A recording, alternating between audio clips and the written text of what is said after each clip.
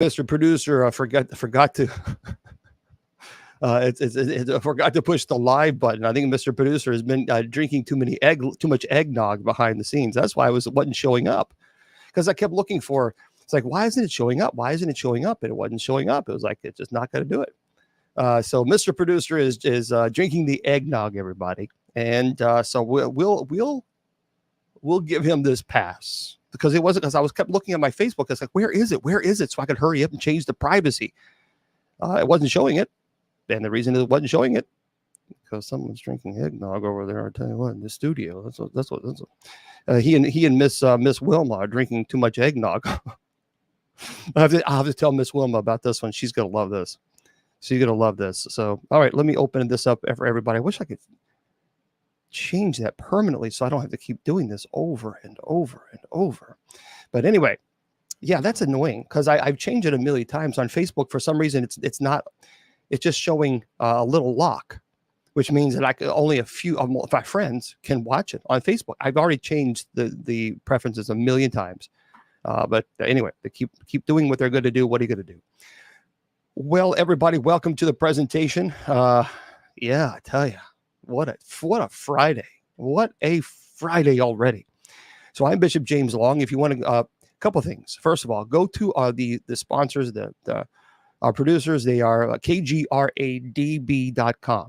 All right, make sure you go to that radio, that URL, kgradb.com. Matter of fact, Christmas is right around the corner. This would be a great opportunity to buy someone a present. I mean, you can get it right now. So, which would be pretty cool, because they have shows all over. I mean, they have so many cool shows there.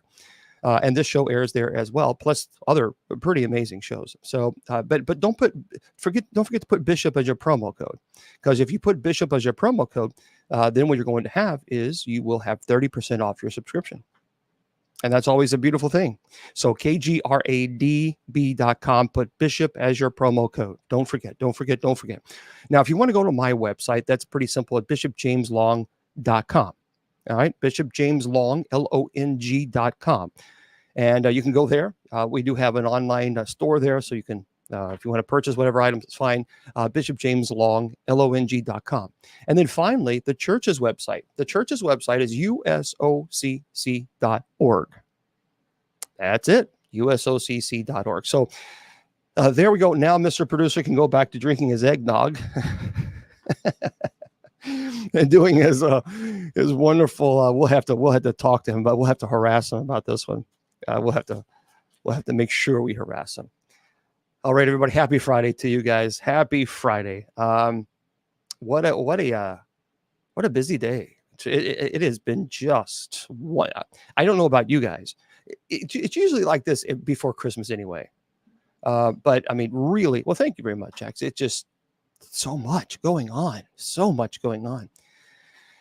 You just have to take a step back and say, okay, let's just relax a little bit and enjoy your Friday. That's what it's all about tonight. Now, but it's going to be an interesting topic because I had an interesting situation, and I'll tell you about it because this is one of the reasons why I wanted to do it. Now, this could have been a big joke, which I think it was, to be honest with you. But there was I got something in the mail. This was, I guess, in the summertime or so. I can't remember exactly when it was. But it had, I opened it up and I thought, well, what in the world is this? I mean, it's like it had a triangle, a big triangle. Of course, I have it in the other room. I've been rushed so fast, I forgot to get it. But it's a big pyramid looking thing with an eye on top of it.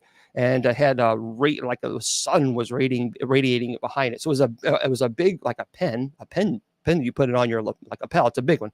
And then a smaller one, like one of these pen lapels. And the only thing that it said, it was a card. And the only thing that it said was, want to join, with a question mark. That was it. Now I'm like, want to join what? What in the world? I mean, with the pyramid, with the eye. And I'm telling you, I wish I would have brought that darn thing in with me. But I like I said, I was so rushed. But well, thank you very much there. That Billy, but it was crazy. Now, of course, I talked to my sister about that, and she said, well, James, I mean, that's the Illuminati. It's like, come on, the Illuminati You have to be wealthy. You have to be famous. You have to be, you have to have all this pull, and you got to be famous to join this kind of crazy cult kind of a thing. And first of all, I don't want to join the Illuminati. I don't have a desire to join the Illuminati, but I just didn't understand that. Now, personally, I think that was just someone playing games. That's what I think. But anyway, I wish I would have brought that. I can unplug everything, but if I did that, I'll mess everything up. So I just dismissed it. It's ridiculous. It's preposterous. But I did some digging on this, a little bit more about the Illuminati and what this whole group is. And I tell you what, I don't really like it, because what I've been reading about it, it doesn't seem too like a good place or a good organization to join. And you can deny, you can think, look, the Illuminati doesn't exist, and that's fine. That's your right to. I'm skeptical to a point, but I thought, you know what, I want to do some research on this and find out, is this organization even real? Did it ever exist, or is this just something that someone created on a YouTube video or TikTok video to get likes? And well, you might be surprised. You might be surprised. And of course, for those of you celebrating Christmas, of course, this is Christmas weekend. So I certainly want to welcome you all and say thank you for being here, and wherever you are. And if you're having family joining you, hopefully they're enjoying this as well. So it is. So Renzo said it is, sir. Okay.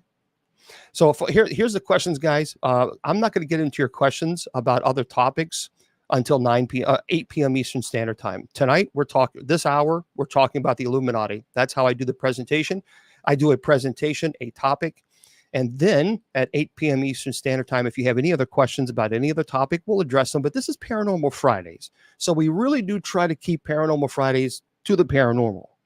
And that's only because on Sundays and Wednesdays when I'm here, I'm very strict about, we keep things biblical because it's Bible study. So this is Paranormal Fridays for folks, and they waited for an entire week. And so that's what we're going to do. We're going to stick to the paranormal tonight.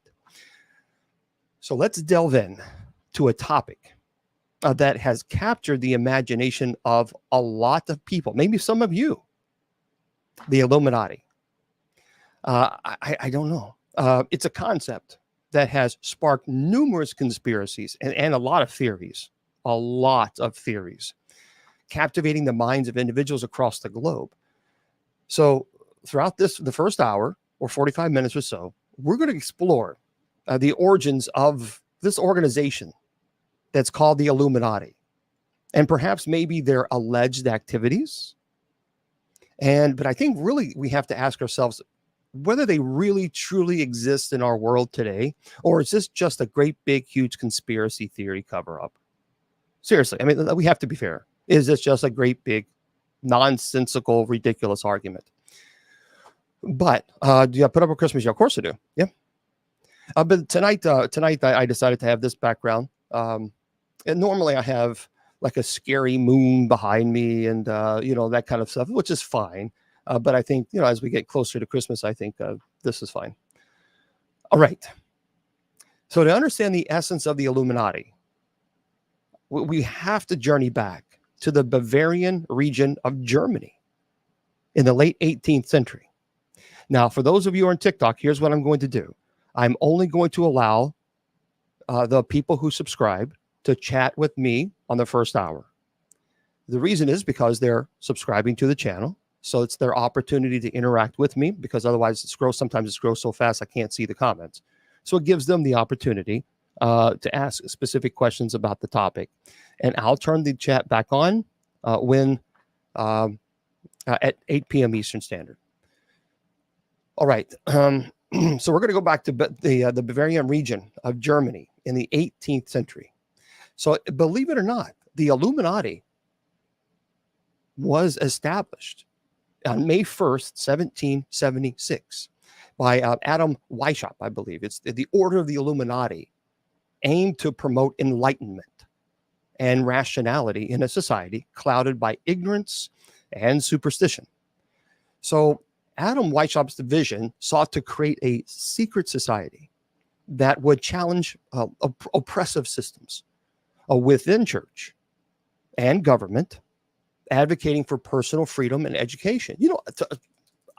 So far it sounds like a great organization. I don't have a problem with that, because there was, look, let's face it, I'm not trying to be nasty, I'm not trying to be mean, I'm not trying to be disrespectful, but the church certainly at times was very oppressive. I mean, very oppressive. And I don't have an issue, and even the government, I don't have a problem with advocating for personal freedom and education. I'm all for it. So, okay, so far, historically, okay, thumbs up. Now, the origins of the Illuminati can be traced back to the 18th century, like I said, in Bavaria. It's a region of present-day Germany, and the group was Bavarian. Obviously, it was founded on May 1st, 1776. He was a professor. Adam Weishaupt was actually a professor. He was a Bavarian professor.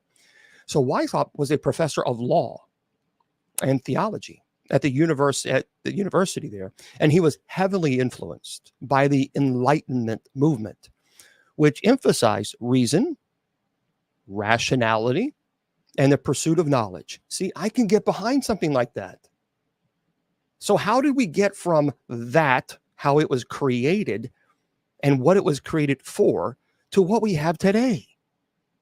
See, this is why I don't understand. This is why I wanted to do this presentation, because so many people talk about the Illuminati, but yet they don't know much about the history of it. So the whole point of that, this was created, was for emphasis, reason, rationality, and pursuit of knowledge. This man, you understand, Professor Weishaupt was not a conspiracy theorist at all. He was a very logical, analytical human being who thought that we had the right to rationalize issues or topics and discuss them and use logic. Beautiful. Well, Weishaupt believed that society was dominated by irrationality and superstition. I agree. And so what he did, he created a secret society that would work to bring about a new world order based on reason and freedom. So, I mean, when you hear that, when you hear from this, it's like, okay. Now, with the vision in mind, the professor founded the Order of the Illuminati. Now, by the way, the name Illuminati is derived from the Latin word illuminatus, which means enlightenment. And Weishaupt saw his society as a beacon of light that would bring enlightenment to the world. So the Illuminati, see, this is a superstition. I'm not a superstition guy. I'm not a superstitious guy. So if I see a black cat running across the road in front of my car, it's a black cat running across my car. That's what I see. Walking underneath a ladder, it's not going to give me bad luck. It's probably not the smartest thing to do, especially if someone's on the ladder. But rationally, that's what I think. That is exactly how I approach demonic cases too. See, I don't immediately run to, oh, it's a demon. Someone, stubbed their toe. It's a demon. The demon stubbed the toe.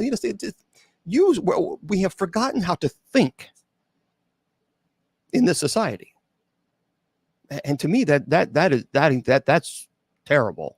We have forgotten to analyze, how to think, how to be critical thinkers. And we just so many people go on social media, and that's where they get their news, and they don't analyze things. They don't listen. It's the same thing for the Nephilim. I've talked about this many, many times, and I know this has nothing really to do with Illuminati, but just indulge me for a moment. People just buy this hook, line, and sinker, the Nephilim, but they don't analyze it. They don't break it down. They don't research it and say, now, wait a minute, where in the Bible does it refer to the Nephilim? And if you break it down and you understand it, you will know, as I've said it a million times, the Nephilim were not the offspring of sons of men with women. They were not. They were not the offspring of demons with women. Folks, it is a lie.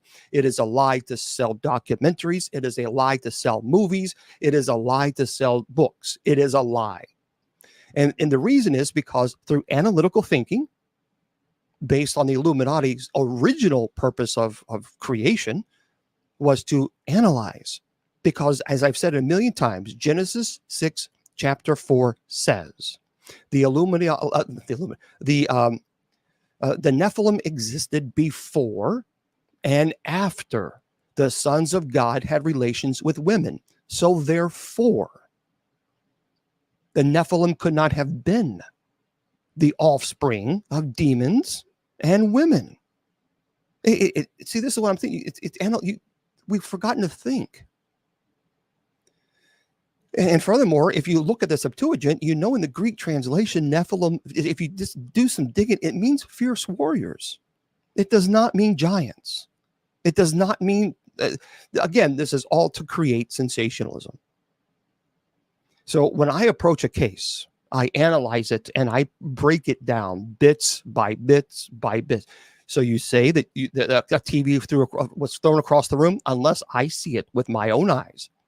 I'm sorry. I understand that you may think it happened, but I won't confirm it. And I won't. Because if I did, every person who came to me and says they're possessed, I'm thinking they're possessed. And it's simply not true. It's simply not true. So thinking to me is very attractive. I enjoy a person who is able to analyze. I have friends that are atheists, and we have discussions all the time. And I love them dearly. I don't agree with them, but I love them dearly, and I really am impressed with their analytical questions and their thinking and discussion that they have with me. It's not an attack. We don't attack one another, because that's ad hominem. Once you attack a person, you're clearly showing you obviously have no ability or capabilities of intellectual thought. I mean, when you start attacking the person and not the issue, then that's pretty much, you've lost the battle. You've lost the conversation. But they're able to hold their own analytically. And I love it. So the Illuminati was structured as a secret society with hierarchical organization. So members of the Illuminati were divided into several degrees, thank you very much, or levels, each with its own responsibilities and knowledge. So the highest degree was reserved for the inner circle, and which it consisted of influential individuals who aimed to exert their influence in different spheres of society. They were people who were wealthy. They were obviously people who maybe had been politicians. They have maybe people who were seen as someone as a celebrity, if you will, in that time, and that's fine. And they use that for the sole purpose of influencing society. We have that today. Now, while the exact activities and goals of the Illuminati are still debated by historians, it is believed that they sought to undermine the power and influence of religious institutions, the monarchies, and the aristocrats. I mean, the aristocrats. I mean, look, let's face it. We're not being mean, but there were some oppressive demands and commands of these establishments when the Illuminati was created. And when you have institutions that are powerful, that begin to control and tell you how to think, when to think, why to think, but not how to analyze what they're teaching you. But no, you can't do that. You just listen. You have to listen to what we tell you. Well, that's a problem with me. So for this professor, what he did, he envisioned a society free from oppression, where individuals would be able to exercise their reason and critical thinking without fear of persecution. So if you thought, okay, you're telling me that Jesus existed. Okay, well, what are the historical proofs? What's the historical documentation? See, if you had said certain things like this in certain periods of time, you were immediately killed or thrown in prison. So you have to understand from a different cultural perspective, even to question the church or even to question God, that could have been either one, a death sentence, or two, at minimum, thrown in prison. So when you have an oppressive society where one organization is oppressing a group from analytical thought, that's automatically going to create tension, and it certainly is going to create a need for organizations. So, and for those of you who are giving gifts to the ministry, thank you for that. I sincerely appreciate that. And for those of you subscribing, thank you for that as well. And I'll open up the chat on TikTok at 8 p.m. Eastern Standard Time. Now, the Illuminati faced significant resistance from the ruling authorities. See, in 1784, now remember, as I just mentioned, this organization was created in 1776. Okay. So it was starting to get its word out because it was created in 1776. But in 1784, there were some real problems with the ruling authorities. So in 1784, the Bavarian government became aware of the society's existence and then perceived it as a threat to the established order. Monarchies, the church, and the law, the government.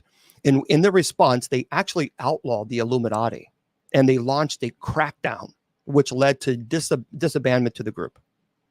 That was it. Disbandment to the group. It was done. This is why it's important. Yes, I can sit here and sensationalize and talk about celebrities all day long and the Illuminati, but you don't really learn anything. This is why, for me, I love history, and hopefully you're learning a little bit more about the Illuminati, and you'll learn a lot more in just a second. Now, despite its relatively short existence, the Illuminati left a lasting impact on history.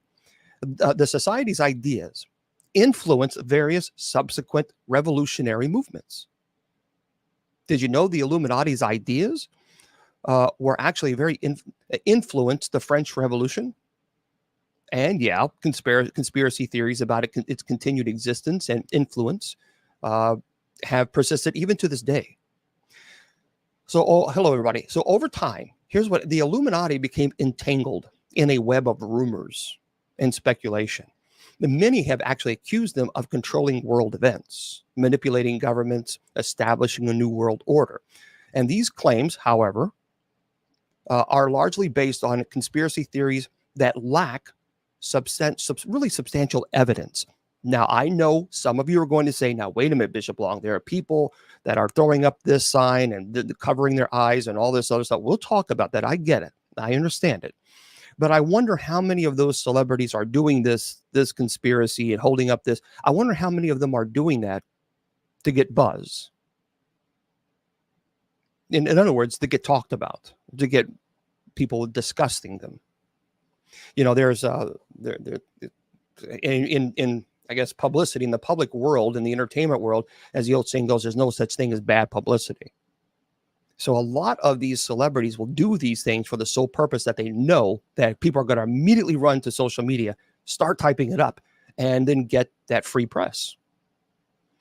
Now, while it's true that certain influential figures have held immense power, attributing all global events to a single entity, it becomes a complicated task. See, the alleged activities of the Illuminati, it range from secretive, sinister plots to more benign theories. I think it's important to note that the actual existence of the Illuminati is widely debated. And many of these claims some people say, look, they're just conspiracy theories with little to no evidence to support them. However, I did some digging, and I'm going to outline some of the notable allegations that are made against this group. And here are some of the things. There's one argument that these allegations that the Illuminati has the desire for global domination. Now, one of the most common beliefs is that the Illuminati seeks to establish a new world order with a global government controlling all aspects of society. Proponents of this theory often believe that the group manipulates world events, economies, governments to further their agenda. Now, I don't know about the Illuminati, but I can certainly buy certain aspects of that. Yeah. Here's what I mean. It's fascinating to me. I'm just going to say this, and I'm not implying that they're members of the Illuminati or the New World Order. So let me just make that clear. But I just find it rather peculiar that someone can go into the Senate or become a congressperson, and they're not multimillionaires, and they get a salary of $150,000 a year. And that's a great salary. I mean, look, that's nothing to sneeze at. But somehow, after, I don't know, 6 years or maybe 12 years or 15 years, who knows? Somehow they are able to leave the Senate or Congress with millions of dollars in their bank account. Now, they weren't millionaires prior to going into public service, and their salary is $150,000 a year. Good salary. But I mean, it would take you obviously 8 years or so to hit that $1 million mark. So how can you walk out of Congress or the Senate and now you're worth $50 million with a $150,000 salary, and you're not a multimillionaire before you walk in? Now, that's just a logical question. That's not, I'm not, and here's what a lot of people say. Here's one of the arguments. One of the arguments is there is a lot of money to be made during war. I mean, people make a substantial amount of money. That's not new news. Companies that are contracted by the government, who obviously create weapons, ammunition, etc., they make a substantial amount of money. Their stock increases, their stock rises, stock prices rise. There's a lot of people who believe that individuals who know the inside, that we're going to go to war here, go to war where, they know what company to invest in. That could explain, in fact, how someone could walk in and not be a multimillionaire and then leave after 10 years or so, and now they're worth $50 million. Now, it's an ugly thing, but that's reality. And that's reality. They say there is an allegation to control the entertainment industry. Some claim that the Illuminati infiltrates the entertainment industry, including music, movies, and other forms of media, in order to spread subliminal messages and control the masses. This I can agree with. They suggest the famous individuals, such as musicians and actors, are Illuminati puppets used to brainwash the public. I'm telling you now, I studied when I was at Loyola University. I studied subliminal marketing. Companies actually hire psychologists to incorporate subliminal messages or products into their either movies or commercials, whatever it might be. I talked about this before. You're sitting on the couch, you're watching a movie. You haven't had Oreo cookies in years, and you're not like, and then all of a sudden you have this massive craving for Oreo cookies. And yet you didn't realize consciously that right behind one of the actors was Oreo cookies, or that perhaps maybe one of the actors was enjoying an Oreo cookie and was loving it. But the subliminal messages are usually messages that are not bam right in your face. They're usually behind the scene. Your mind, your eyes can pick it up, but your brain actually tells you which is important information and what is not, but it still throws in your subconscious mind. So subliminal messages is not something new. That's been done for many years. There are things I could show you about subliminal messages that would absolutely blow your mind. Maybe one day we'll do a presentation on that. That are in Disney movies, that are in cartoons, that are in commercials, and some of them are really disturbing. So I definitely believe there's no question there's something going on there. Matter of fact, that one idiot, that guy, that's satanic. I can't ever remember his name. That idiot who did that concert where people died because they were trampled on, and there's no ifs, ands, or buts. There were satanic subliminal messages everywhere, and that was problematic. Yeah, product placement there. Yeah. Just watch. Just no, it wasn't the Travis Scott. That's it. Thank you, Jonathan. Travis Scott, that idiot. I mean, it was just really disturbing. I don't like this guy. I don't like Travis Scott at all. I don't like what he does. But it was very disturbing. I actually watched that concert. And if you actually are, if you're careful, do your own research. But if you're careful and you slow down, sometimes it flashes on the screen. And if you slow things down, Satan is spelled, Lucifer is spelled. You will see up, down, upside down cross. I mean, there's a lot of things that are the messages are just insane. But yeah, just pay attention. If you watch it, I did. And every time it flashed, I would slow it down and I would say, well, there's one, there's one, there's one. It was all over the place. As a matter of fact, when people left that concert, they even said that it felt like they were in hell.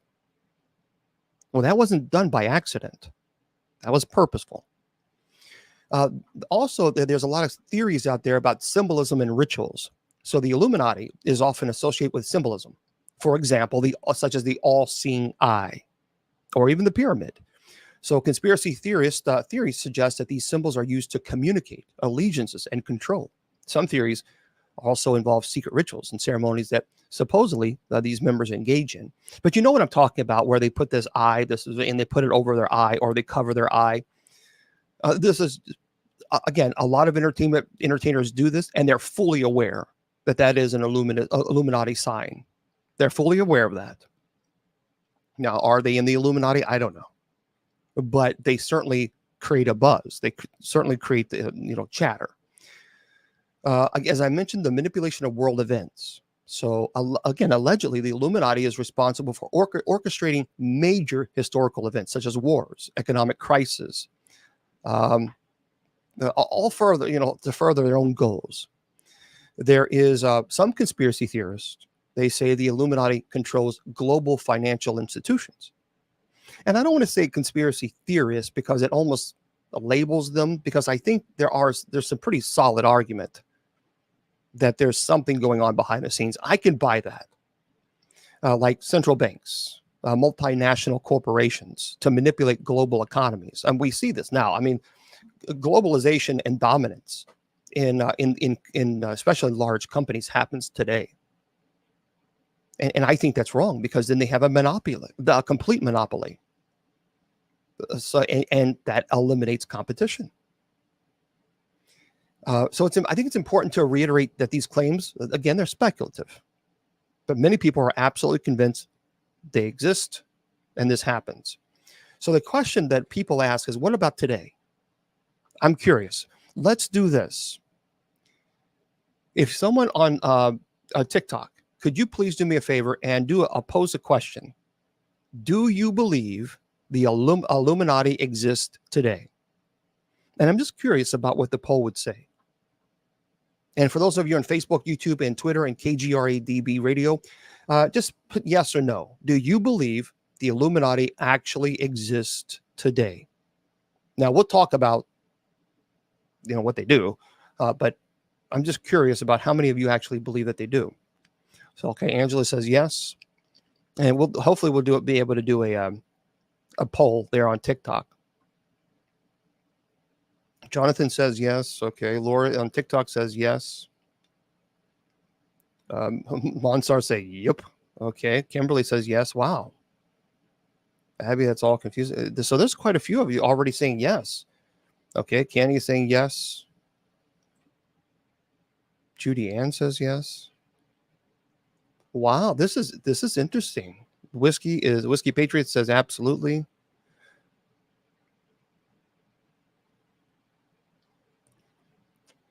Okay, Grandmother Mason, yes. Deacon, yes. I would need proof to say yes. Okay. Mary says yes. Wow.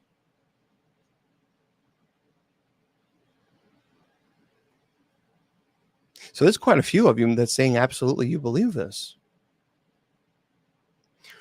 Well, Tracy, okay. So if someone could do a poll there, I don't know if we're doing a poll or not, and we'll pull up the answers here in just a second. The question of whether the Illuminati still exists today, it's often asked with a mix of curiosity and fear. Now, I believe that it is unlikely that the original Bavarian Illuminati exists in the same form. I don't believe that. It is important to understand that secret societies and exclusive groups and cabals have existed throughout history. We know this. And these groups often seek power and exert influence for their own gain. That's not a big secret. These groups often, again, I think the term Illuminati may be used as a more, perhaps even as a metaphor for covert organizations rather than a literal continuation of Professor Weishaupt's original vision. I don't think his original vision of the Illuminati still exists. That I don't believe. Now, the existence of the Illuminati today is a topic of much debate. While there are some people who absolutely suggest that they exist and continues to exert influence over world events, the problem is we don't have the concrete evidence, and I guess we wouldn't because it's a secret society. The Illuminati as an actual historical secret society.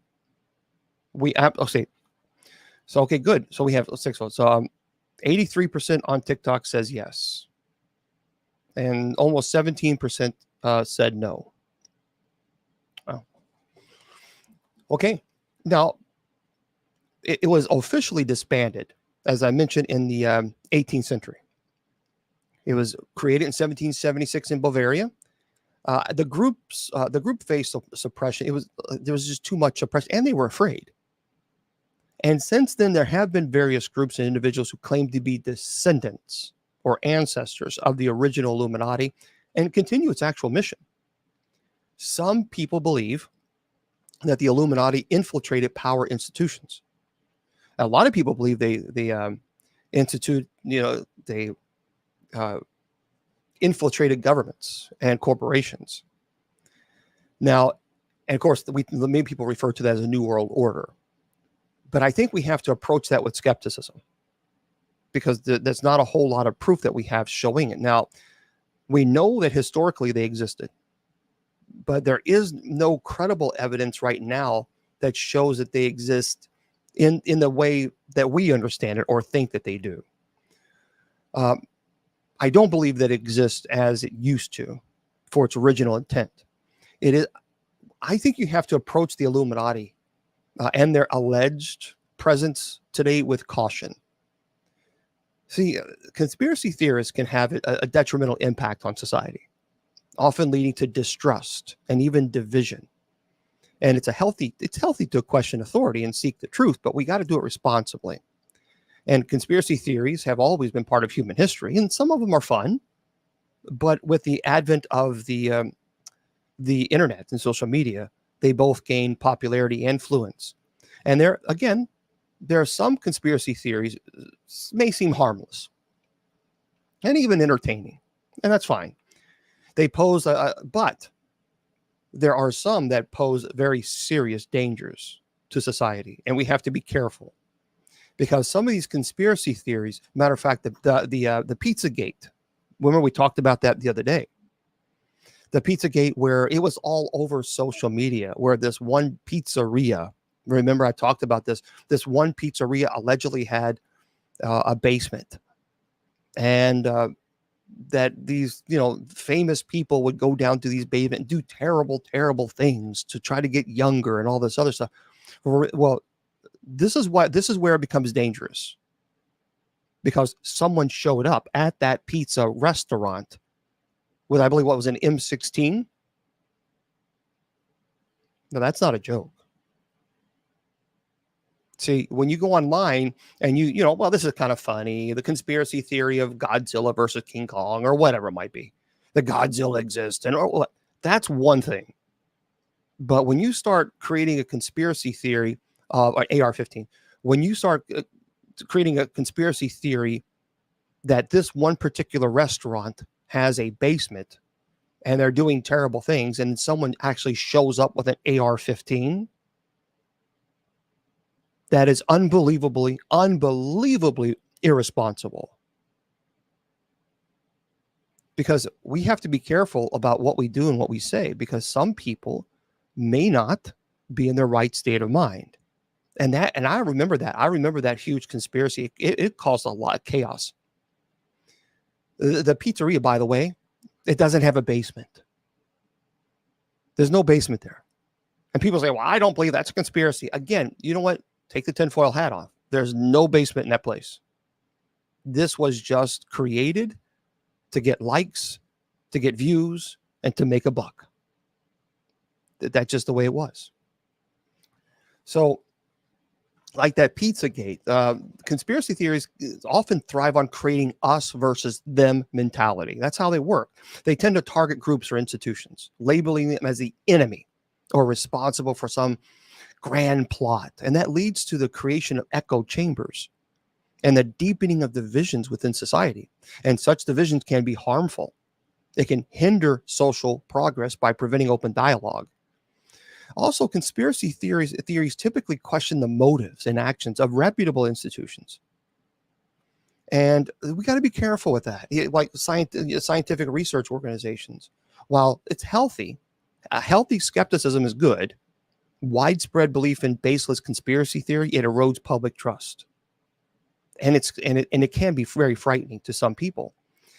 And also, I don't like that many of these conspiracy theories, they create misinformation and disinformation, and then people immediately run to sometimes social media, and that's where they get their news. Well, that's even more frightening, because conspiracy theories are often based on shaky evidence or just outright falsehoods. And they can spread quickly through social media platforms, and that can lead to proliferation and misinformation and disinformation, where someone shows up with a weapon at a restaurant. And also, I think it distracts from the real issues. Conspiracy theories often provide simplistic explanations for complex problems sometimes by focusing on far-fetched explanations and blaming shadowy forces. In some cases, belief in these theories can lead to harmful behaviors and even violence. So this is why I think we have to be careful with jumping into this and saying, well, it exists, and we know it exists, and I'm speaking, and then people speak as if they know 100% for fact. No, we got to be careful with that. And the people are always looking for something, and sometimes they're looking in the wrong places. Now, this is a website that I wanted to present this to you guys, because when I saw this, I thought I gotta talk to you guys about this. This is by Jason Hahn, and it was a really great article. And so let's talk about this because it's important. There are theories to explain the '69 moon landing, JFK's assassination, 9/11, Area 51 AIDS, and, well, Beyonce, he says. Conspiracy theories, in a way, are meant to give us answers to things that may be difficult to wrap our heads around. So how did this president win the presidency? Oh, because he was a member of the Skull and Bones secret society. These kinds of theories are a dime a dozen. But he says, while some theories are absurd, some of them have turned out to be true. And we'll talk about that in just a second. Now, if the moon landing hoax, as he says, took over the early 1970s, then the pentagram, skull eyes, and pyramids of the Illuminati have been the most talked about conspiracy theories of the 2000s, thanks to the internet. I mean, he says you type Illuminati conspiracy into Twitter or YouTube, and you'll get a ton of results that show how hardcore people are about the theory and getting to the bottom of it. So Roswell, New Mexico, all over again. So what is the Illuminati and the conspiracy around them? What do they want? And probably the main thing on your mind right now is, who's in it? Come on, Lady Gaga has to be, he says.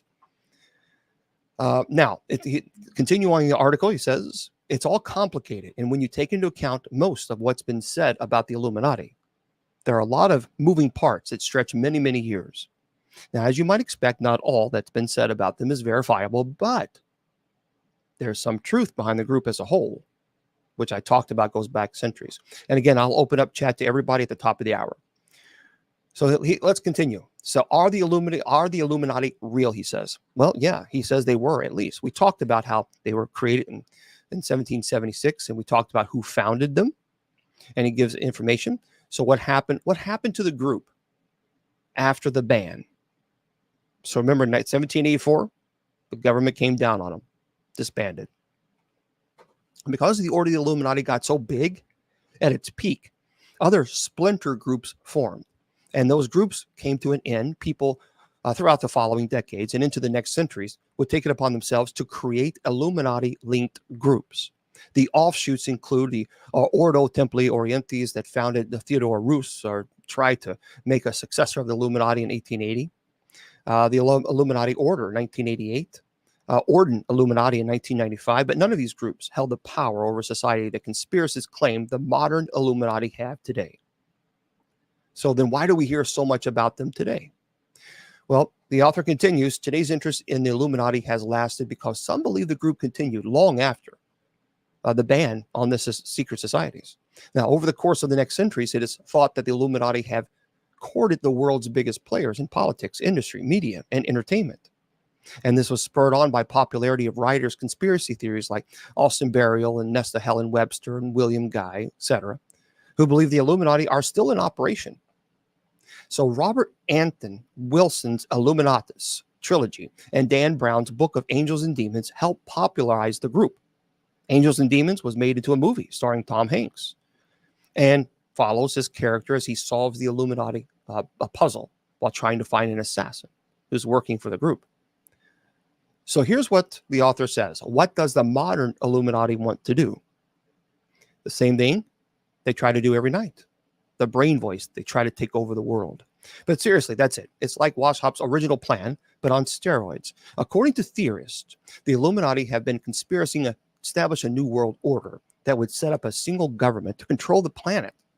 The Illuminati supposedly has agents who control movies, music, banks, governments, and other powerful institutions, and their influence, combined with strategic decisions, will result in the totalitarian one-rule government and other sinister outcomes. Now, theorists have pointed to other secret societies like Skull and Bones and the Bilderberg Group to claim that they're front organizations for the Illuminati. There are so many theorists speculating about the shadow organization, and each theory is different. Nesta Helen Webster's theory states that the Illuminati was run by elite people to spread communism and capitalism to divide the world and then rule it. In the early 1900s, Christian fundamentalists claimed that the Illuminati's New World Order would be a sign of the coming of the Antichrist. And two of the biggest supporters of this theory were John Birch, Society's Blue Book in 1958, which outlined the mission of a society like the Illuminati, and Pat Robertson's book, The New World Order. So far, theorists have linked the Illuminati to many famous individuals passing. Tupac, Michael Jackson, JFK, Princess Diana, and other issues as well. So the author asks this question: who has been flagged as a member? Well, I can't validate this, but this is by this particular author. And he says, if you're part of the secret society, it's your job to do just that. Keep it secret. But the list of supposed members stretches far. So he says you have businessmen like billionaire Warren Buffett, who's been accused, and Yahoo News made it an entire list of celebrities they think are the Illuminati. So Yahoo News actually make an entire list. Backed by the photographic evidence, the 666 hand symbol apparently being evidence enough. So many of these celebrities made these Illuminati signs over their face, and people say, aha, that's the sign of the Illuminati, and they are fully aware of what they're doing. Kanye West, Jay-Z, LeBron James, Lindsay Lohan, Beyonce, Lady Gaga, Rihanna, Kim Kardashian, just to name a few. There's a lot more who are supposedly part of the Illuminati. So again, this is Yahoo News. It says George H.W. Bush, George W. Bush, Barack Obama, a particular leader in Germany who is no longer here, Justin Bieber, and the 1%. Michael Jackson is said to be either a member or someone who tried to expose the Illuminati. So some people say he was, and some people say he was trying to expose the Illuminati. By definition, a member can be anyone who has power or influence. So is there evidence for the existence of this group today? Well, he says if you want evidence, all you have to do is search YouTube for it, and you'll find plenty of people who think they found it. That's true. There are a ton of creepy videos that explain the Illuminati's supposed power. Many of the videos tap into people's fear, which is why a lot of them add a soundtrack full of horrifying sounds and sometimes show violent pictures. Symbols that are now synonymous with the Illuminati are the Eye of Horus and the pyramid, which are both famously on American currency. Since the Illuminati are said to have influence over entertainment, finding those symbols in music, television, or in movies is alleged proof of their involvement. And there's a lot of them. It's interesting that these symbols become intertwined with our vision of the Illuminati and not the Owl of Minerva, by the way, which was the order of the Illuminati's original symbol. So people also have looked up quotes from the past presidents, like JFK's speech to the American Newspaper Publisher Association. And many people say that once he said this, he was trying to expose them. So he says, according to the author, JFK exposes ruthless conspiracy. Quote, this is from John F. Kennedy. For we are opposed around the world by a monolithic and ruthless conspiracy that relies on covert means by expanding its sphere of influence, on infiltration instead of invasion, on subversion instead of elections, on intimidation instead of free choice, on guerrillas by night instead of armies by day. It is a system which has conscripted vast human and material resources into the building of a tightly knit, highly efficient machine that combines military, diplomatic, intelligence, economic, scientific, and political operations. Wow. George W. Bush's speech in 1991, he actually mentions a new world order. Conspiracy theories point to celebrities who use these symbols in their work or in photographs as evidence that they're part of the society. Now, cult symbols have also been connected with the Illuminati, like the OK hand symbol, like this around your eye. And apparently that's which actually is meant to signify 666, the number of the beast. Look, here's the deal. Celebrities know this. They're not stupid. They're fully aware of it. I mean, that is their job, to be aware of what's happening in the world. I mean, if you're an entertainer, that's what you do. And they're fully aware that this over your eye means 666 or upside down. They know that means it's 6. They know it means 666. They know this. And they know that it signifies the number of the beast, the Antichrist. So even if you're doing it, and let's say that you're not a part of the Illuminati, you're stupid for doing it in the first place. Because why would you even think about, if that is a symbol of 666, the beast of the Antichrist, why would you do it? And then there's Jay-Z, Beyonce, and everyone in pop music use the use of the diamond hand symbol. And you can Google this. They do that crap. And they know it. They know what this stuff means. And since they're already famous, well, it's easy for theorists to make the assumption that these celebrities are throwing out hints of their Illuminati involvement and not just finding something to do with their hands during a photo. Come on. So this I can agree with. If you know darn well, if you're throwing this up, if you know what you're doing. That's not a mistake. So we got to talk about the arguments against its existence. And this is according to the author.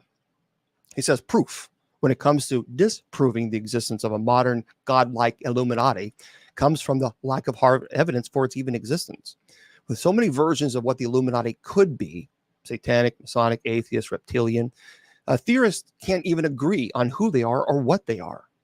And all of these artists who put occult or Illuminati symbols in their videos, they're doing it on purpose, either because they know that you're going to talk about it, or because their production team couldn't think of any other designs to use, which I hardly think. If this organization wanted to rule the world in secret, they're doing a pretty bad job. First rule of Fight Club, you don't talk about Fight Club. Each and every one of these celebrities would have been kicked out, he says, by now, but for blatantly flaunting their membership. And so all those YouTube videos and websites exposing the Illuminati would likely have been mysteriously erased by now if the group had completely control over things like the internet. And going back to the purpose of conspiracy theories in general, they're meant to make sense of the impossible. So some would like to think like someone like Jay-Z can be successful on his own, not with the help of century-old secret societies. If there are Illuminati, he says, conspiracy theories probably aren't going to be very happy when they see how much power the group doesn't have. And if they do exist, they may be completely different than what the conspiracy theories have cooked up. Secret societies have been around for ages, but for one with the power to influence world events and shape history to its will, well, I don't know. How many people believe that the Illuminati are real, he says? Well, here's a pretty cool poll. According to a 2013 poll by Public Policy Polling, to be fair, it's a Democratic-leaning polling firm, 23% of voters believe that there is a secretive group with a globalist agenda that's conspiring to eventually rule the world through an authoritarian world government. That seems pretty low to me. I think there's a lot more people who believe that, So do these exist? Well, he says we simply don't know. That's up to you to believe that they do. But in the end, the jury is still out.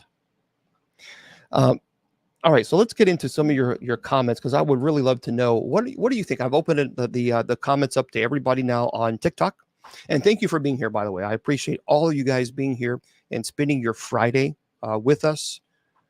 Thank you for that, and hopefully we're bringing some form of entertainment to you. And by the way, we're not leaving. I have plenty of time left. I will be here tomorrow night with Miss Wilma. So from 8 to 8:30, we just goof off. We have a good time, tell jokes. And then from 8:30 on, I answer all your paranormal questions, your demonology questions, your theological, whatever it is. It's open mic. That's at 8 p.m. No, yeah, it'll be here. It'll be here. Yep, it'll run on TikTok. It'll run on Facebook, YouTube, Twitter, on my Facebook page. But it'll be there 8 p.m. tomorrow, Saturday.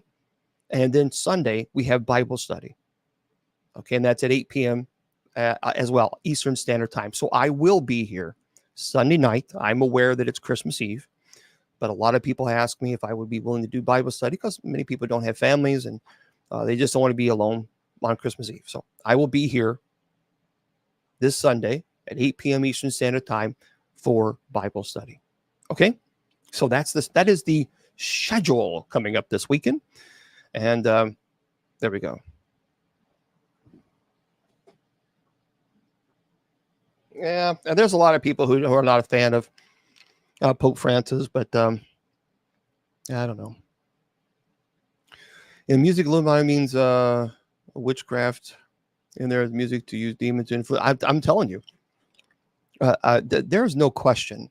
There's no question, especially in music. There's entertainment in general.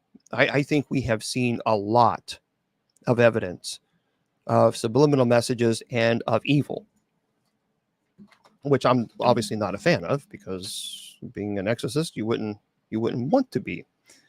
So let me put this down here, and let me charge this up. Hold on one second. I'm going to charge this up. There we go. I don't want to. Yeah, I saw. Oh yeah, you never heard of Skull and Bones? Oh yeah, that's actually Harvard University. It's an old. It's an old secretive society, and there's a lot of people. Oh, I didn't know that. A lot of people didn't know about the Skull and Bones. Okay.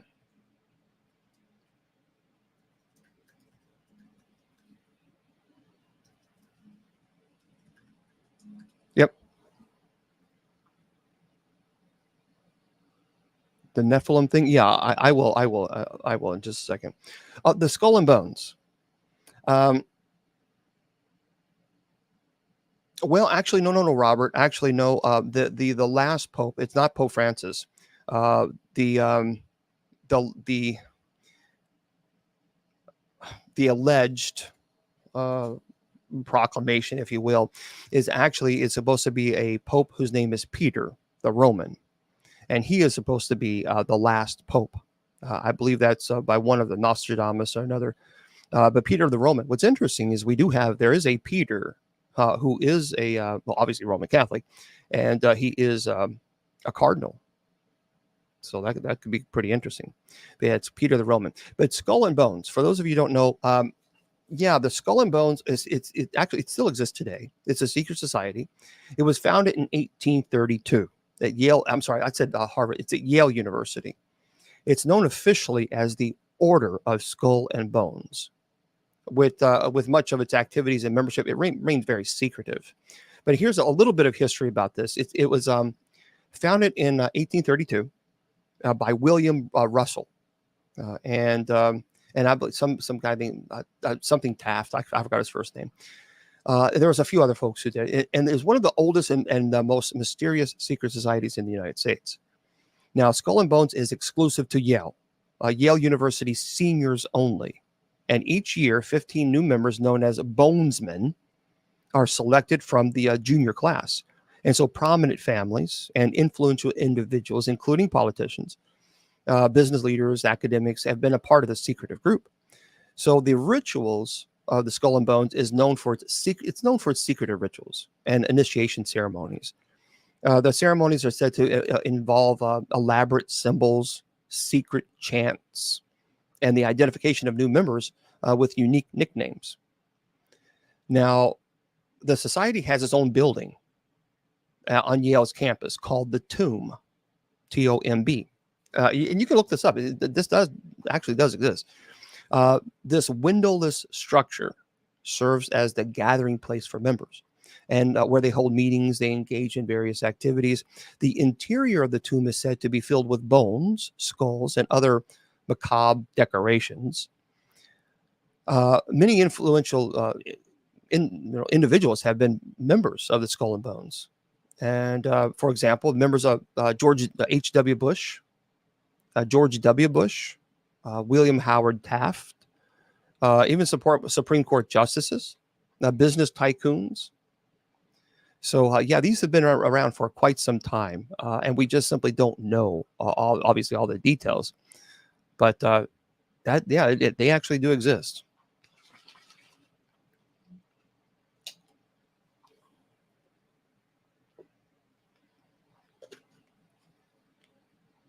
Yeah, I've never heard of that.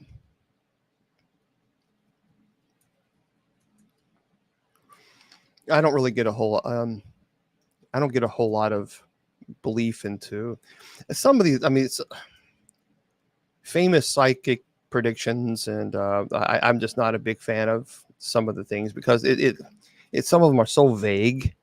It's like, yeah, it's easy to. Doing well. Thank you. Well, actually, yeah, George, yeah, he was. Yeah, there are some. Yes, there are some secret societies within the Roman Catholic Church. Someone was asking that question about what in the Roman Catholic Church. What about it? Well, there was a couple actually. And again, I'm not well versed in all the details, but I know a basic, I guess, generic enough detail to kind of give you an overview, if you will. The Knights Templar. I mean, that would be the very first one, I would think. It was actually founded in the 12th century, and the Templar they were influential, a military order. It was associated with the Crusades, and they had great wealth and a lot of power, and it ultimately led to accusations of secret rituals and even heresy alleged. And the Templars were eventually disbanded by the church and dispersed, with many of their members actually persecuted. Now, there's a lot of debate as to why. Maybe one day I'll do a presentation on that. Of course, we talked about even the Illuminati. Although the Illuminati is often associated with conspiracy theories and misconceptions, a group, as I mentioned, called the Bavarian Illuminati was indeed formed in the late 18th century. And this secret society was aimed to promote Enlightenment ideas, principles. It was suppressed by the Catholic Church and the Bavarian government. So they're not members of it, but they had a connection there. The Opus Dei. The Opus Dei was also another. It's a 19. It was I think it was founded in 19. I want to say 28, 27, 28. I think it was 1928.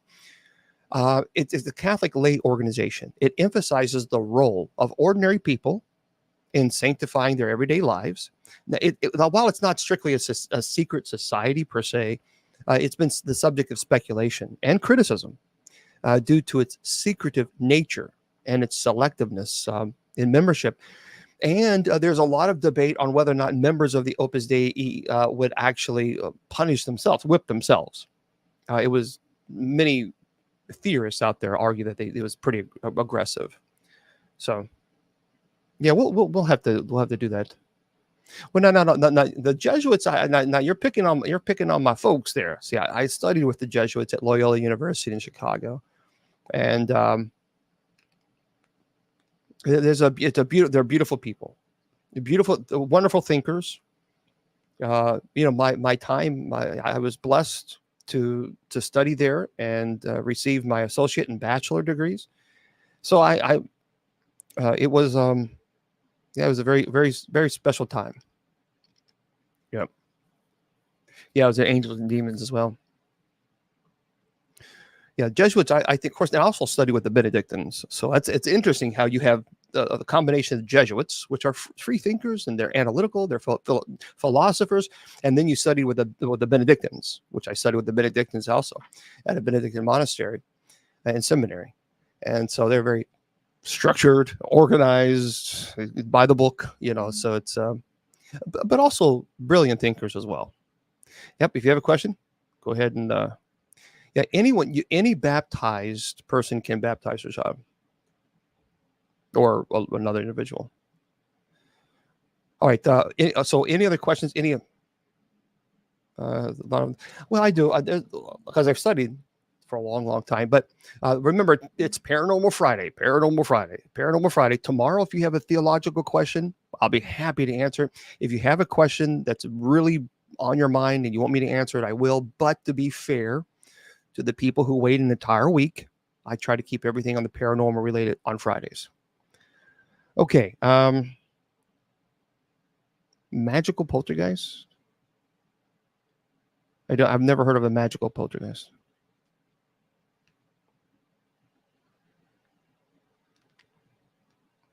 Well, actually, that's a good question. Everyone talks a lot about demons. What experience do you have with angels? Well, actually, we during the litany of saints, we call upon the angels to help us in certain during the rite, whether it be if I pray the minor rite of exorcism, the solemn rite of exorcism. So, yeah, but I agree with you. I think we're living in a society where everything is demons. We elevate demons so high, and we reduce angels. We reduce gods to the point of almost subservient to demons. I don't quite understand. It's quite troubling. Okay, my allergies are killing me. Oh, good, excellent. By the way, I had this is an interesting article. Speaking of conspiracy theories, I thought I'd present this to you and see what you guys think. There's a lot of conspiracy theories out there. Just wanted to let you know. What did you want me to let me know? Because there's a lot of it's kind of going fast. So what did you want to let me know?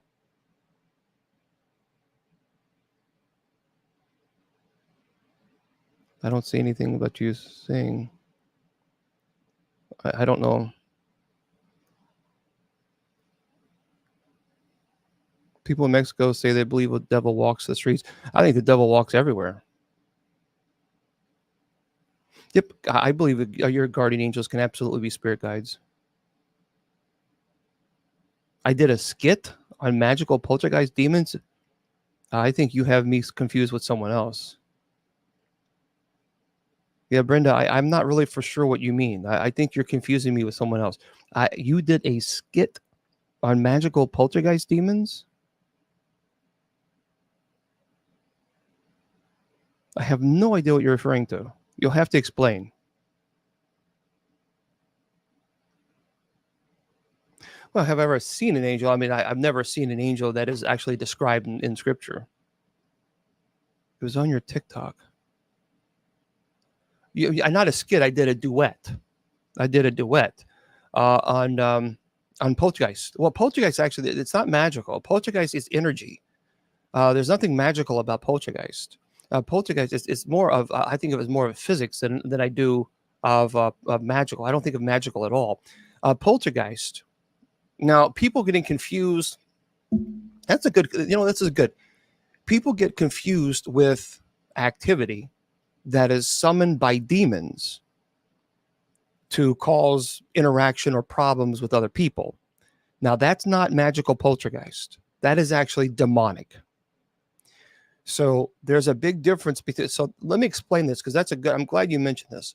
So if someone summons a demon to do their bidding, to cause problems on another human being, that is not poltergeist. That actually is satanic. That is demonic. It is evil. You're making a pact with the devil. You're making a pact with the demons. Now, the demon will absolutely have no problem doing your bidding, but you're going to pay a price for it. Now, that is not poltergeist. A poltergeist means noisy ghost. It's not a ghost at all. It has nothing to do with a ghost. Poltergeist, it means noisy ghost, but it's it's energy. It's negative energy that someone is omitting, that who's going through extreme emotional stress. That's what a poltergeist is. And people get that confused a lot. So, for example, I've talked about this before. If you're walking down the street and someone's walking towards you, you don't know the person, but you don't want to know the person. That person is omitting negative energy. So usually a person who has poltergeist activity in their home is someone who's going through extreme emotional stress. You get that person help, you get them counseling, the activity will dramatically stop. Now, that's different than if you actually summon a demon for that demon to cause demonic activity or attack against someone.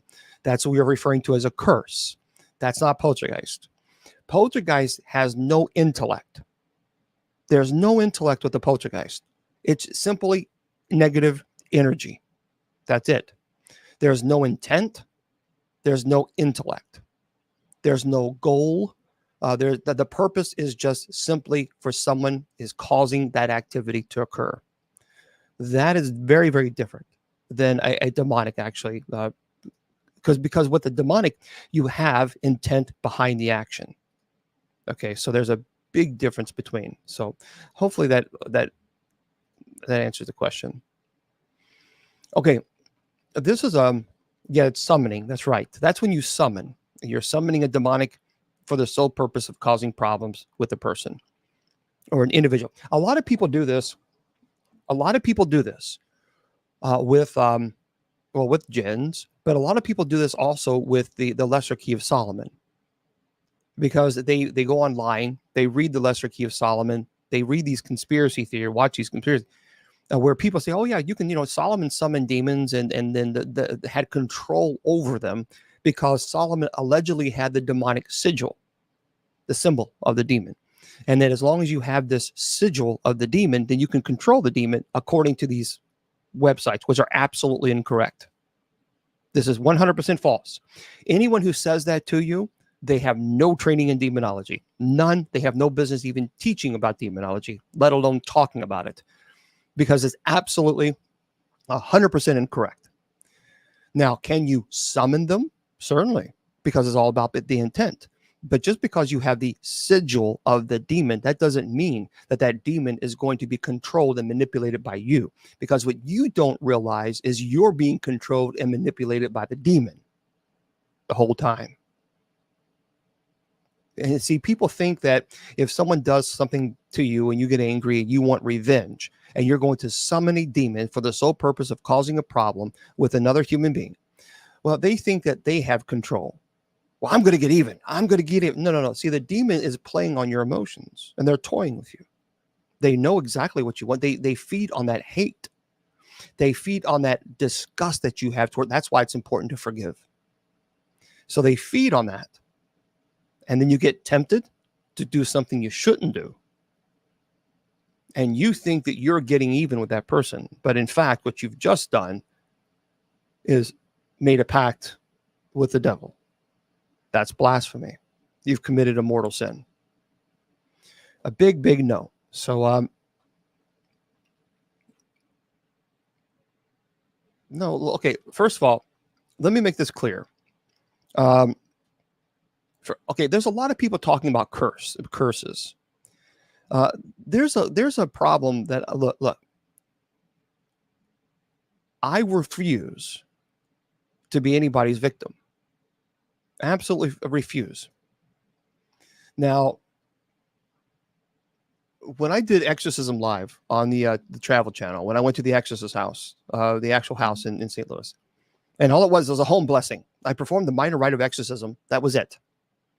And then of course, there were the Roman Catholic Church was very, very aggressive. I mean, there were many clergy that went online and said some pretty nasty things, really nasty things. It was a home blessing. That was it. That's what I did. Now, I can't control how it was advertised, but I can tell you that it was a home blessing. And some of the things that they said were really bad, really nasty. And I thought, now, wait a minute. I thought you were supposed to teach love and compassion, and you're attacking me because I'm blessing. And see, here's what happened. When they contacted me, I couldn't divulge this information, but the wife was pregnant with a child, and she did not want to bring that child into that house without having the house blessed. So I said, okay, well, fine. I'll bless the home. I don't care. That's no big deal. I mean, sure, I'll go bless the home. I had no idea that it would be so aggressive and nasty. It's a home blessing. But yet, Father Amorth performed an exorcism on someone on 2020. An actual exorcism on someone. And they filmed it and they aired it. That's okay. But when Bishop Long goes and performs a home blessing, oh, that's the worst thing in the world. You see the hypocrisy of it.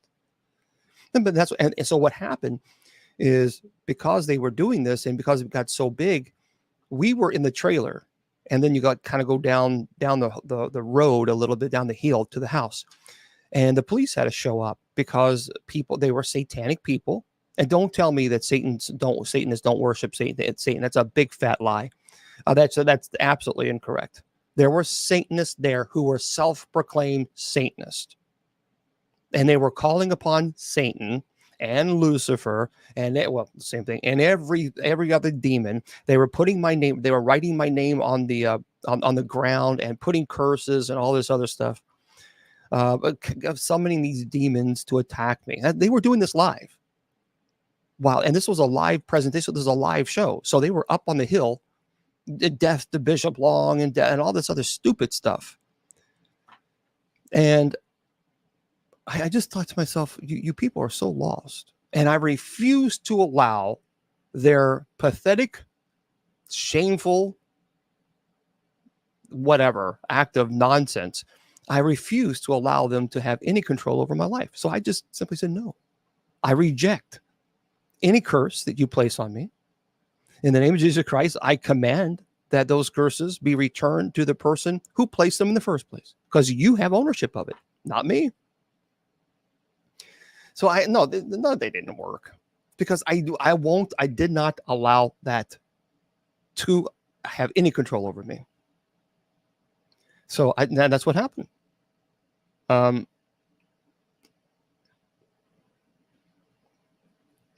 Magical poltergeist got a priest to help.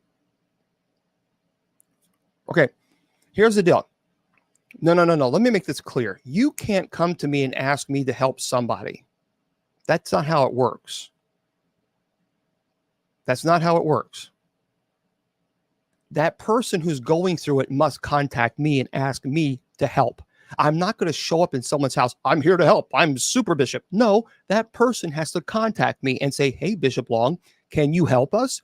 If that person doesn't do that, I can't go to their home and say, move aside, I'm here. I'm going to do the super blessing. It doesn't work that way. That's a real fast way to get arrested.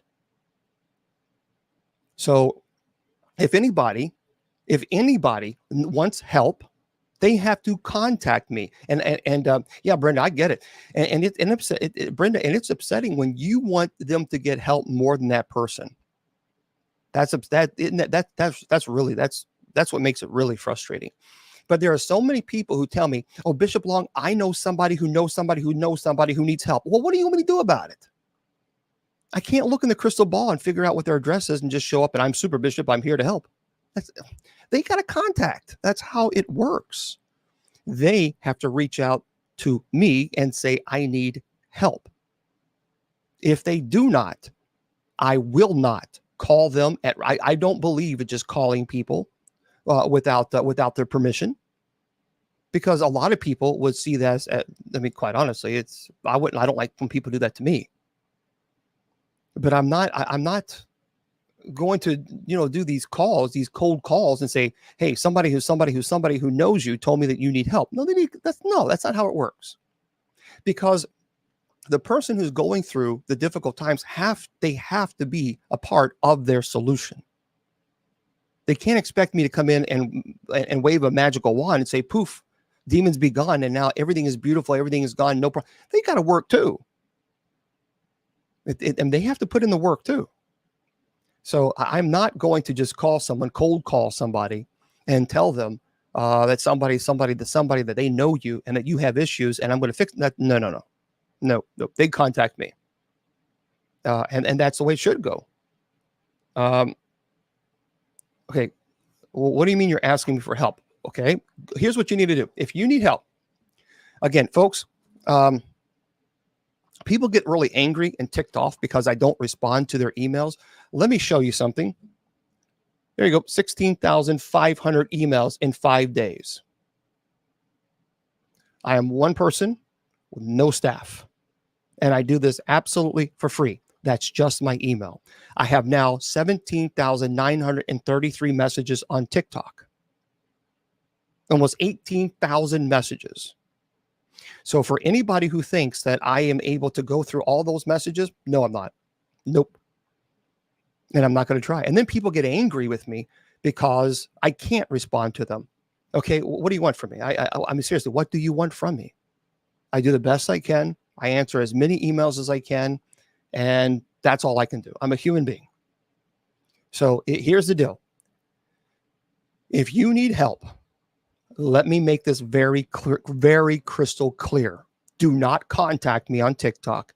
Do not contact me on Facebook, because people, what they're doing, here's why. I have a website and it is there for a reason.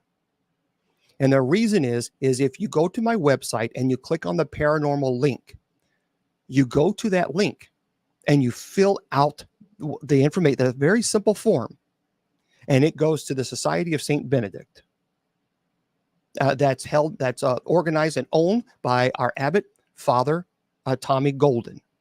And he will work, of course, alongside with the paranormal clergy if they define groups or teams in your area. Do not contact me on TikTok, because what people are doing is, well, I'll just go around and do it this way. I can't keep up with the amount of demand that I stop what I'm doing and go to people's homes. Can't do it. And I'm not going to anymore. Those days are gone. History. It almost caused me a heart attack. No joke. Several years ago, I almost thought I was having a heart attack because of the stress. And then people cussing me out, actually calling me and cussing me out because I didn't respond to one of their 16,000 emails. That's stupid. Asinine. So it's very simple. Very simple. That's what you have to do. We are funneling all emails through one system. One system. Anything else, I delete. I delete and move on. Sorry. Well, that's not fair. Too bad. Because if you can't follow a simple requirement from the beginning, then you're not going to follow what I'm going to require you to do through the process. Because it's very simple. You go to my website, bishopjameslong.com. You click on paranormal, you click it, you fill out the information, and we'll get back with you. And that's how we keep tabs and we keep it organized, because you got to think about it. If I have 18,000 messages on TikTok, if I have now 1,200 messages on Messenger, Facebook Messenger, over 1,200 messages. I have 16,500 emails, and I just got another email right here. See, just when I was talking, someone just sent me another email asking me for help. People just don't listen.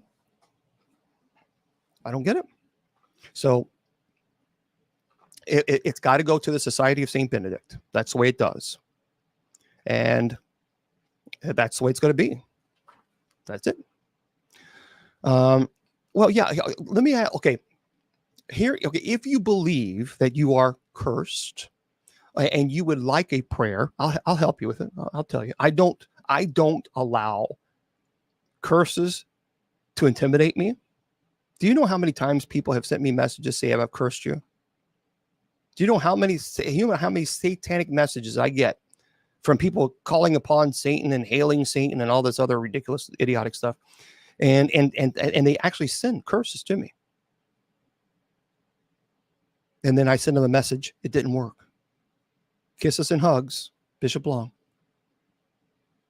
You see, I'm not intimidated by cowards. I'm not intimidated by cockroaches.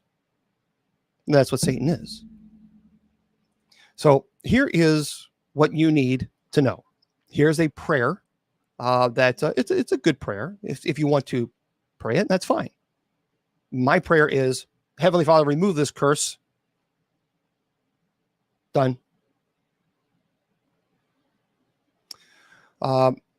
Because the moment you begin to pray is the moment Satan begins to tremble in fear. Stop being its victim. Everybody wants to put Satan here and God here. And then when I ask them, have you prayed? Yeah, but how many times have I said it? Yeah, there's no yeah, but about it. Have you prayed? Yes or no? Yeah, but there's no buts about it. Why are you telling me yeah, but when you're talking about God and you're talking about demons as if, oh my gosh, the world's coming to an end. What am I going to do? Well, then be a victim. Continue to be a victim.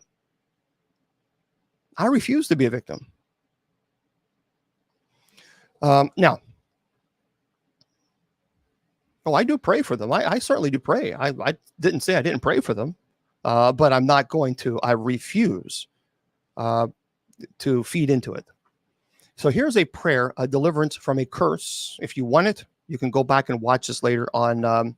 I always pray for people, but I also tell them, look, you got to calm down with this. You got to calm down with it, because there are some people that are so focused on being a victim, and nothing I say to them can get them out of that victim mentality.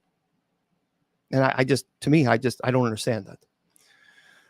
Lord Jesus Christ, I believe that you are the only Son of God, the way to God, that you died on the cross for my sins, and that you were, and that you rose from the dead for my vindication. I lay down all my rebellion and all my sin, and I submit to you as my Savior and Lord. I confess all my sins in front of you, and I pray for your forgiveness, especially from those sins that have exposed me to damnation. Please deliver me from the consequences of the sins of my ancestors. By decision of my will, I forgive everyone who has hurt me or us, that they have done wrong, and as I want God to forgive me. Even now, to be exact, I forgive this person, that person, this person. I renounce every contact with anything occult and satanic. And if I own some contact objects, I commit myself that I will destroy them, or preferably give them to clergy to get rid of them. And I revoke every right that Satan thought he had over me. And Lord Jesus, I believe you took every curse on the cross which could have come to me. And now I beg you to set me free from every curse upon my life. In your name, Lord Jesus Christ, by faith I receive my deliverance and advancement now. I thank you. And Lord, I open myself to receive your blessing now, the way you choose. Look, it's a simple format. The format is to acknowledging your faith in Christ, and then is confessing your sins, all of your sins, anything that you have done and done wrong, and to accepting that responsibility and asking for forgiveness. And then you renounce everything that's evil, everything that you've done. If you've made any type of using occult or satanic practices, whatever it might be, you renounce them. So this is a simple format where the individual takes responsibility for their actions. The term is called accountability, something in which a lot of people don't want to take accountability for their actions. You have to. So, for example, if you have a demonic issue in your home, I want to know, as an exorcist, what has caused it in the first place. There was always a cause. There's a cause and effect. And once we get to the root of the problem, then we can go from there. If we can't ever think of ourselves as think of ourselves as a victim. The bonded to succubus. What do you mean? Oh, that's a tough one. Paul, is it Pauline? What if you cannot forgive yourself? You know, that's a tough one. Hold on. You know, that's a one of the hardest things for a lot of people to do is to forgive yourself for the things that you've done. And I understand, but you have to. I think we punish ourselves for far too much, for far too long. And there is a prayer, a simple prayer that you can pray. It's a simple format, but see, the words are one thing, but you have to really believe it, and you have to understand it, and you have to know it to be true. So you got to stop beating yourself up for the mistakes that you've made, because if you don't, then you stay a victim, and the demonic can easily use that, and it will use that against you. So you say, for example, you can say, Heavenly Father, I come to you with a heavy heart, burdened by the weight of my sins. And I humbly ask for your forgiveness, for your mercy, for I have fallen short of your perfect standards. And I acknowledge the mistakes that I made, the words that I spoke in anger, the actions that I take in selfishness, the choices that I made without considering your will. Again, you're understanding it. Please help me understand the depth of your love and your grace. I repent for my sins. I ask for your guidance. So it's again, and then it's a conclusion of I believe that you will do this for me. I believe that you will help me. But you can go. I can go on, and I could do 1,500 prayers right now about prayers for forgiveness for yourself. But unless you actually believe it and you really start forgiving yourself for the mistakes that you've made, that's where it must start. It must start internally. Otherwise, the words are just simply words. You have to have meaning behind them. And I think we've done enough beating ourselves up. I really do. Yeah, I agree. I agree. Yeah, I understand that. I understand the self forgiveness. It's a tough thing. I get it. Yeah, but you have to. We're not perfect, and we're going to make mistakes, but we just be careful about constantly beating yourself up for that. We just have to be careful with that. Um, Martin Luther King, of course, Martin Luther King Jr. said a lot of beautiful things about forgiveness. And I think we can definitely talk. I can share some of them, some of the things that okay, let me put this over here. Yeah. He said one time, he said, forgiveness, it's not an occasional act. It's a constant attitude. And that's true. And the greatest gift you can give yourself is forgiveness. And Maya Angelou said that. And that's powerful. Andrew Kitching said, forgive yourself for not knowing better at the time. Forgive yourself for giving away your power.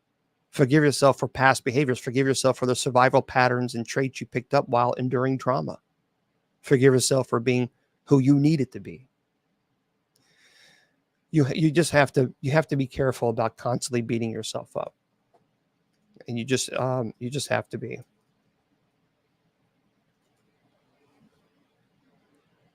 Yeah, sometimes forgiving others is a heck of a lot easier than right. Stay humble. Stay humble. Well, jinns are also some people. Okay, jinns are also referred to by some theologians and even some people who are absolutely convinced that they're genies. That the many refer to as jinns as genies. There's a belief in the Islamic theology and mythology, and they're allegedly they're made of smokeless, scorching fire, but they possess free will like humans. And some jinns, it's believed, can be mischievous or malevolent. It is believed that not all jinns are demonic. Now, again, that's in the teachings. So, in the Islamic belief, jinns are seen as a separate creation from angels and humans. Their behavior can range from good to evil, just like humans, And so it's important also to note that not all jinns are evil in the teachings. So there are some.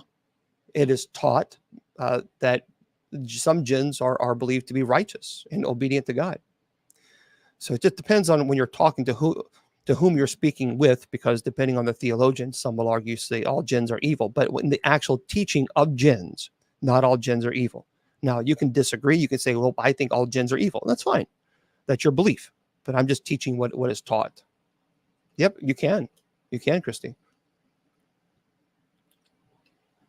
Well, thank you very much there. King of the Earth 21.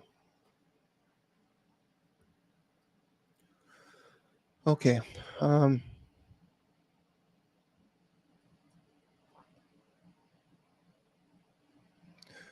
do you determine what kind of entity someone has encountered? What do you mean? Well, I mean, through investigation, we can.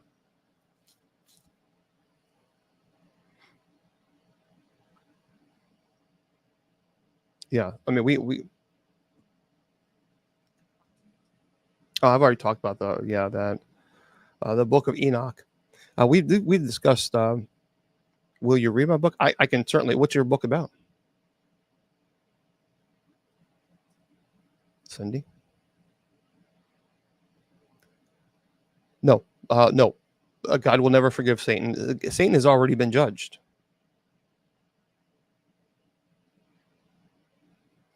Christian fiction. Oh, well, that could be interesting. Yeah, I'll read it. I mean, I don't know how you can send it to me. The book of Raziel.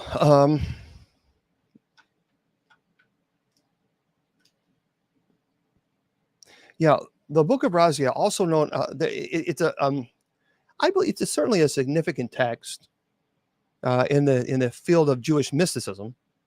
To be fair, particularly in the Kabbalah tradition, Kabbalah. We have to. I mean, look, we have to. If we're going to talk about, we have to be fair about it. So, and it's believed to have been written by the angel Raziel, allegedly, who is said to have received divine knowledge from God, and then passed it on to Adam and Eve after their exile from the Garden of Eden. Allegedly, the book of Raziel, it contains a variety of teachings like astrology, angelology, magic, the secrets of creation. It provides instructions on how to communicate with angels, acquire knowledge of the heavenly realms, even perform rituals, mystic rituals. It is what's interesting about this particular read is that it's written in cryptic and symbolic like style. It's often using Hebrew letters and names of God to represent different divine powers and forces, but it's considered a profound. It's a profound and complex work, and when you study it, it requires a really deep understanding, though, of Jewish mysticism and Kabbalah teaching, because you can easily misinterpret. And now, the book, for those of you who don't know, it's not included in the canonical Jewish scripture. It certainly had significant influence on mystical traditions throughout history, but as far as being canonical, no, it's not.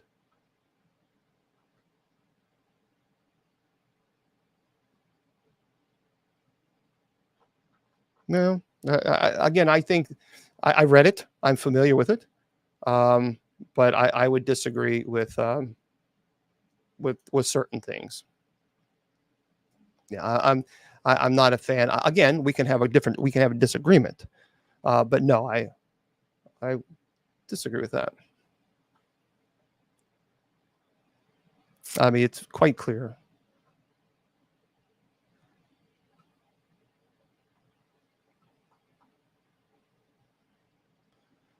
So Robert says, many people ask, what would I do if I encountered a demon while investigating? I simply tell them, since it's rare, first I would try to determine if it's fucking demon.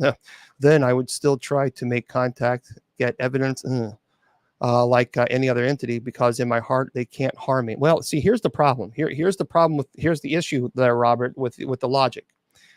The word that you used was problematic. So the point is, many people ask, what would I do if I encounter a demon while investigating? I simply tell them, since it's rare, first I would try to determine if it is in fact a demon. That's through investigation. Then you say, then I would still try to make contact. Okay, you have to understand. I'm going to make this very clear because I have to. But then you say, but because of my heart, they can't harm me. That's not true. See, here's the deal.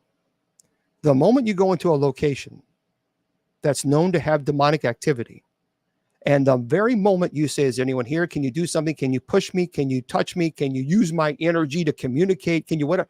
You have given an invitation to the demonic to communicate with you. That very invitation is all it needs for an attachment. And not only do an attachment, but then you go home. Now you have infestation, possibly possession, or oppression, possibly rare possession. But you cannot have it both ways. If you go to that location and the moment you say, is there anyone here? Can you do something? Can you push me? Can you touch me? As soon as you do that, the invitation has been given. And that's where it's real important to find out when you have a demonic infestation, that's why I always find out what happened. Where was this invitation? What happened? And a lot of people, it sometimes takes forever to figure out, but it's like, scripture test the fruit. That's right. But Jesus said to learn the scripture, test the fruit. And I agree. There's nothing wrong with learning about these writings. However, you have to be really careful about some of these writings because they can trip you up. And many of them are very Gnostic. I am not. I am a firm believer that Gnosticism is heretical. I am not a fan of Gnosticism at all. As a matter of fact, we just did a presentation on Gnosticism and the belief of the Gnostic belief in Christ. So to me, it's absolutely from a Christian perspective, it is 100% heretical. And so I just simply do not Arianism, dualism, adoptionism. I could go on. So I'm not a fan of that at all. A millennia ago, there's been a lot of folks that I met. I can't remember.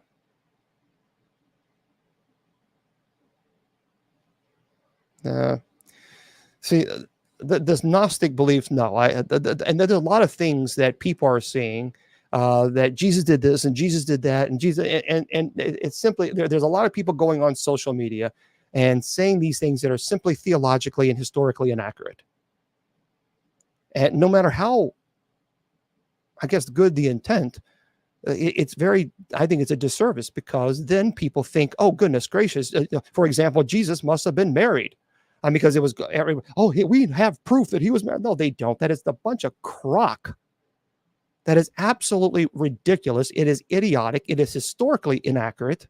There's nothing. But a lot of people, especially the Gnostics, they will absolutely say that Jesus was married to Mary Magdalene, was actually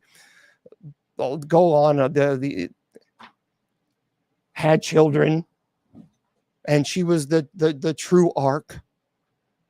It's so stupid. It's just dumb. It really is. It's theologically and historically so inaccurate. And I think it's purposely misleading to diminish the divinity of Christ. Well, I know it is. That's the goal.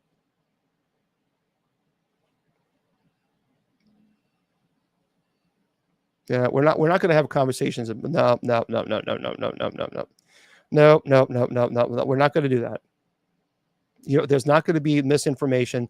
I'm sorry. No, you are incorrect. Muhammad was not one of the individuals. So please do not come in here and spreading misinformation. I'm not going to allow it. Don't do it. I respect you and I respect your beliefs, but you're not going to come in here and put misinformation about that in the chat room. Not going to happen. Don't do it. So I'm just knock it off. That's your one warning. Got to be respectful.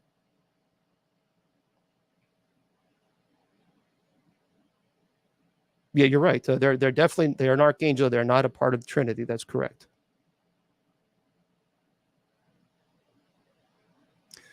What is the most common non-demonic entity? I don't understand. What do you mean? Help me understand that question.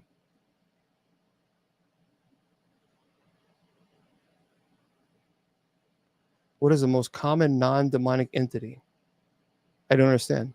Help me out. Help me out. Help me understand that one. Well, thank you, Garrett. I appreciate you being here.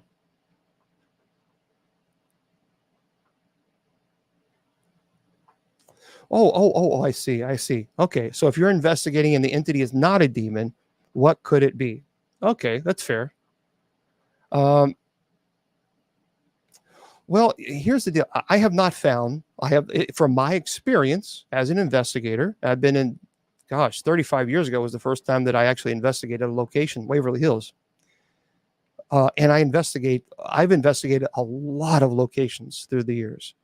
I have not found that every single case is demonic. It's just simply not true. It's not true. And if you ask any seasoned investigator, paranormal investigator, they'll tell you the same thing. They'll tell you, because it's true, because we're the ones actually investigating. We're not behind the keyboard espousing what we personally believe. We're actually there investigating.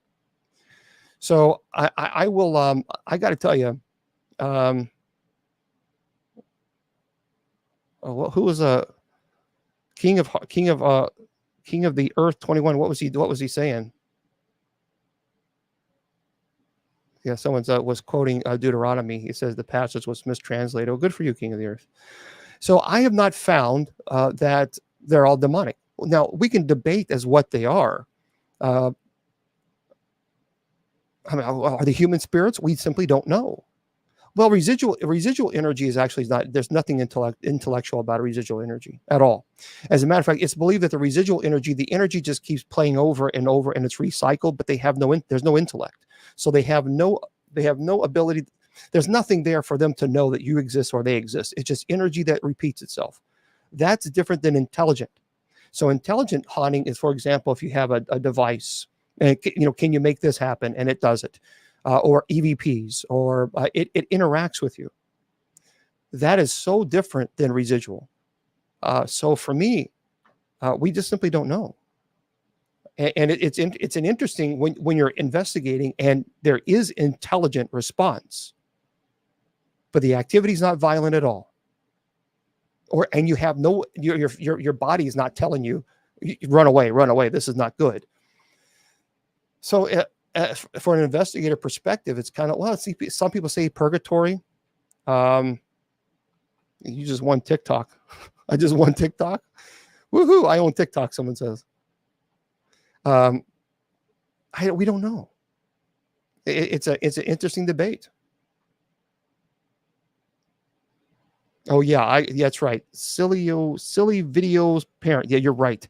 You can absolutely, thank you, Mr. British. If it's demonic. There is no ifs, ands, or buts about it. If it is demonic. There's no guessing. Don't go anywhere, TikTok. Hang on. For those of you on Spreaker, I'm going to say goodnight to you guys. We're wrapping up the show. My goodness, it goes by too fast. I want to remind everybody that I'll be here tomorrow. I will be here tomorrow at 8 p.m. Eastern Standard Time. Remember, though, from 8 to 8:30, I have Miss Wilma on. We just goof off and have a good time. And then 8:30, we ask any questions that you guys have. Any questions. TikTok, I'm not going to go anywhere. I'm going to stay with you guys for a little bit longer. I have to sign off on Facebook, YouTube, and Twitter, and KGRADB Radio. On KGRADB, of course, they have another fantastic show coming on. Andrea Perrin is showing up here, doing her beautiful show right after this. So I'm going to be here tomorrow. Don't forget, 8 p.m. Eastern. Remember, Facebook, YouTube, and Twitter, and TikTok, your value does not decrease based on someone's inability or refusal to see your worth. Remember, you're priceless. Don't let anybody tell you or convince you otherwise. So Facebook, YouTube, Twitter, KGRADB Radio. I'll see you guys tomorrow night. The Sacred Division has been brought to you by Bishop Long's online paranormal course. Learn demonology, angelology, paranormal studies, and genealogy. It's 100% online, and you learn at your own pace. please go to www.bishopjameslong.com and click on the Paranormal Course link.